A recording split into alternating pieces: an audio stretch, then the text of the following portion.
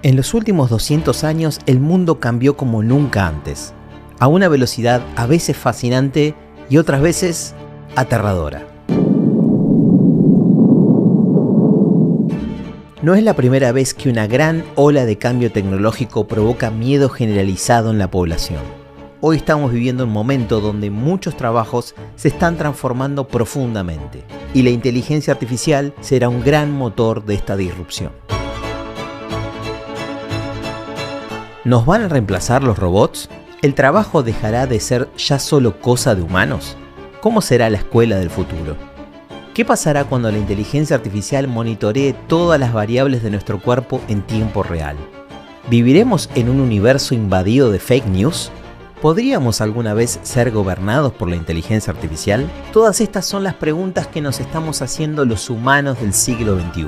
El crecimiento exponencial, aunque invisible, de la inteligencia artificial nos obliga a repensar principios que garanticen la convivencia armónica entre humanos y máquinas.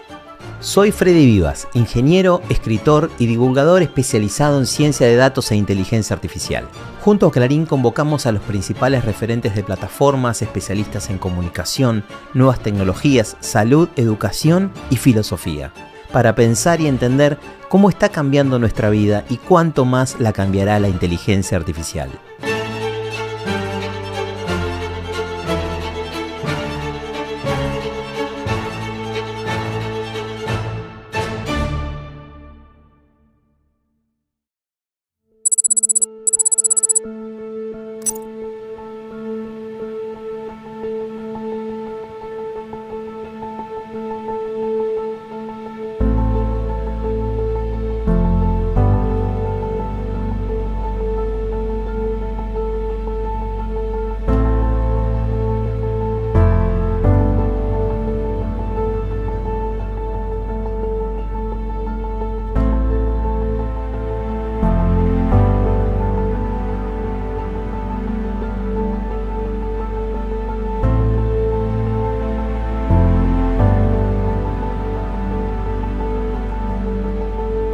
Hoy en día cada vez más pensamos como computadoras, pensamos como lenguaje de programación.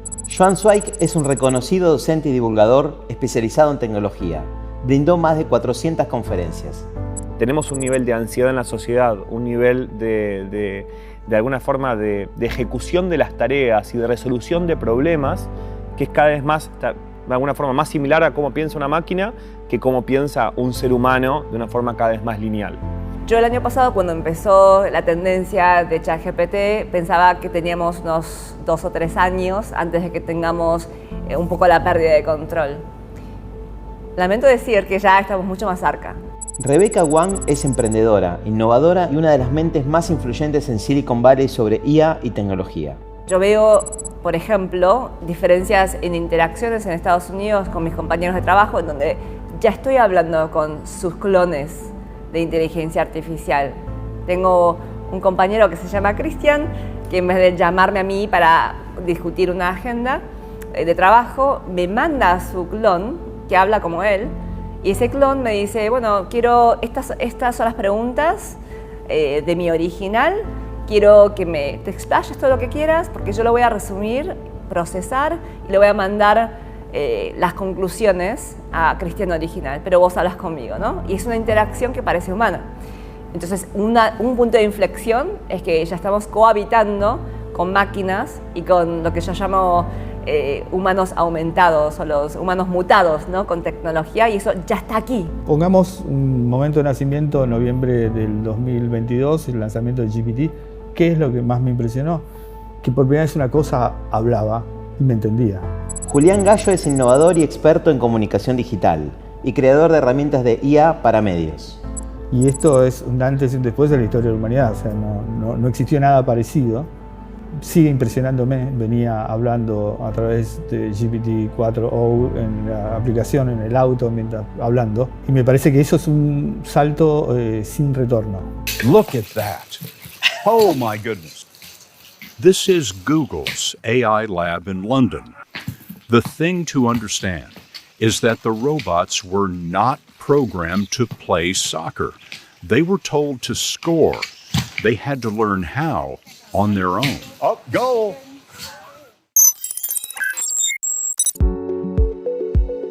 En 1956, un grupo de investigadores se reunieron en Dartmouth College, bien al norte de Estados Unidos, para lo que llamaron un proyecto de investigación de verano en inteligencia artificial.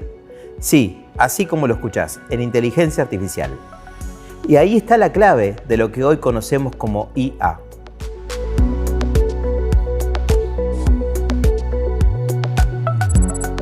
En esta reunión, que incluso es previa a que los Beatles empezaran a tocar, se empezó a delinear una nueva era. Una era en que las máquinas dejaron de verse como simples calculadoras y empezaron a verse como agentes inteligentes.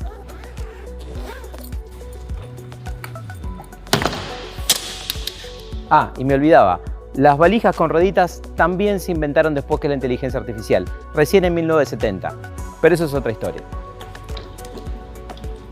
Estaba viendo que para llegar desde Buenos Aires a New Hampshire, donde queda Dartmouth, hay que hacer un viaje largo, así que me puse a buscar los pasajes en internet con anticipación. Cuando entré a buscarlos me encontré con un algoritmo de optimización de precios. Las empresas construyen distintos tipos de algoritmos. Los algoritmos son un pedazo de código de programación escrito en múltiples lenguajes, como por ejemplo en Python. Un algoritmo de optimización de precios sirve para entender cuál es el precio óptimo de un determinado producto para cada cliente. O dicho de otra forma, personalizar la experiencia del precio a medida de cada ser humano. Ya no simplemente anunciar una típica promoción de 20% de descuento para todos los productos, sino entender cuál es el precio correcto para cada usuario en todo momento. Por ejemplo, si busco un viaje Buenos Aires-Córdoba ida y vuelta en el día, un martes, es probable que el algoritmo califique este viaje como viaje de trabajo y no me ofrezca un descuento, porque entiende que es muy posible que yo lo compre de todas formas. Pero como hace 2 meses que estoy buscando distintos vuelos a New York, me arrojó un precio más bajo. Trabajamos mucho con mejorar la experiencia del pasajero, entender qué servicios poder darle, analizando que el patrón del comportamiento. Cecilia Raimundo lidera desde hace más de 20 años proyectos en el uso de minería de datos. ¿Qué se vende con qué? ¿No? ¿En qué momento del día? ¿En función de qué vuelo? ¿En función de qué nacionalidades compran qué? Entonces, todos esos son datos que recibimos y los vamos analizando. Nosotros consideramos que cada uno y cada perfil de pasajero tiene que tener la experiencia que desea. Aquel que la quiera hacer totalmente automatizada, la sea, y aquel que no, ayudarlo para que entienda que tal vez es mejor, nada más que hay que entender cómo saber hacerla para que después vos puedas estar tranquilo y comprar, consumir o descansar. Una vez que conseguí mis pasajes, empezaron a aparecerme por todos lados publicidades sobre lugares para visitar a New York, hoteles, tours por la Estatua de la Libertad y tiendas de ropa en el Soho. Ahí también está la inteligencia artificial, en este caso actuando de una manera bastante intrusiva. Antes de ir, también empecé a prepararme mentalmente. Quería ver documentales, películas, series, libros, todo lo que pudiera darme algo de información sobre los orígenes de la inteligencia artificial. Así fue como empezaron a aparecerme en mis usuarios de distintas plataformas cientos de contenidos recomendados orientados a este tema. Lo que hay detrás de todo eso son motores de recomendación personalizados, que se hacen con, sí, inteligencia artificial. What we do is we look at your viewing history, let's say the last 30 things that you've watched, okay? And then we find, 6 other Canadians that have almost identical viewing history. And then we say, what else have those other Canadians enjoyed that you haven't yet seen? And that's the basis of the suggestion. Todos estos algoritmos y muchos otros que vamos a ir conociendo sirven para que las organizaciones conozcan mejor a sus usuarios y puedan darles experiencias más a medida. Sin embargo, su uso irresponsable puede tener consecuencias negativas. De eso vamos a hablar más adelante. Estos sistemas generan un lenguaje que es cautivante, es fascinante y uno a veces no puede correr la mirada y se involucra y se compromete con lo que dice y eso hay que hacer algo con eso, ¿no? Agustín Di Salvo se especializa en el cruce de la filosofía y el desarrollo de la ciencia de datos. Quizá pensar estos sistemas no como sistemas de inteligencia artificial general, que sería Skynet, digamos, o una inteligencia que verdaderamente entiende lo que pasa y que tiene conciencia de su propia existencia, sino sistemas de inteligencia artificial de uso general, que se pueden usar para un montón de cosas como una herramienta muy potente y muy flexible y muy capaz de hacer muchas cosas, pero no todas. Porque en la medida en la que no puede hacer todo, también hay un lugar para nosotros, ¿no? Un lugar para que nosotros seamos los que usan la herramienta y no seamos usados, digamos, ¿no? por la herramienta. Yeah, we rise from the shadows, ready to ignite, no fear, no limits, our future's in sight. Yeah, walking through Tokyo, lights shining bright.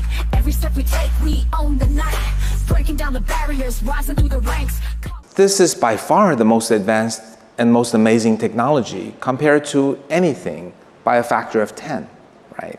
So if you look backwards, electricity, internet, PC, mobile is nothing compared to this. La imagen de la oficina con la computadora, el monitor grande, hoy ya podemos prescindir de esa oficina.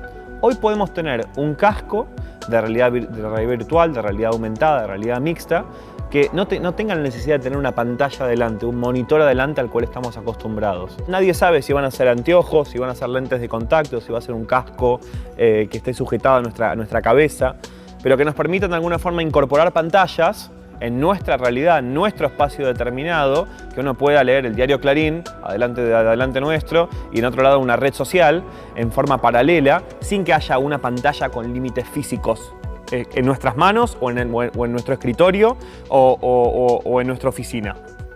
The truth is that we could all benefit from a little less screen time. And so, how do we push back